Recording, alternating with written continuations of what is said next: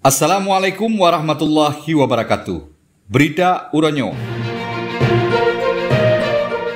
Siro anak mit umur 2 tahun lebih urang Kampung Matang Puding, Kecamatan Pantai Bidari, Aceh Timur.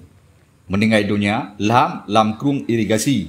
Uronyo hameh tanggal 2 bulan 6 tahun 2022. Anak mit nyan geduga red lam lung irigasi wate mak ajih tengah semerah di ke rumah ge.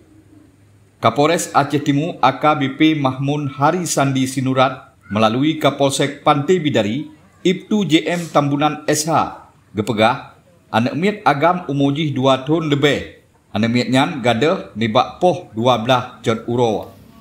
Gepegah li Kapolsek watenyan mak anak nyan tengah semerah di ke rumah ge. Watenyan diingat ge ke anak ge dan gejak setot di dalam rumah dan di lingkar rumah. Hana cit metemeng. Olehnya gebantu oleh tetangga samping rumah, gejak setot bak binih luang irigasi. Di sinan geteme ge kawi. Lehnyan makji gelapor bak aparat kampung di sinan bawa anak gopnyan kagada. Oleh aparat kampung gelapor bak Polsek Pantai Bidari. Ban geterimong laporan ka Polsek ngan anggota gopnyan langsung gejak tempatnyan gejak setot korban lam luang irigasi.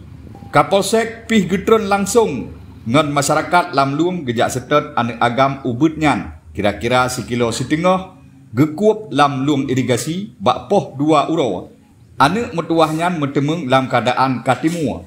Oleh anggota polisi ngan masyarakat di sinan langsung laju gecok geme Upukesmas Matang Puding. Tim medis bak rumah sakit nyan gepegah anak metuah nyan ka abih umu dan gecok gepuak urumo. Kapolsek Pantai Bidari Ibtu JM Tambunan gepeingat bak bandum masyarakat untuk gejaga anak gebegot. Nakeh di rumah atau tengah jemuen di luar rumah.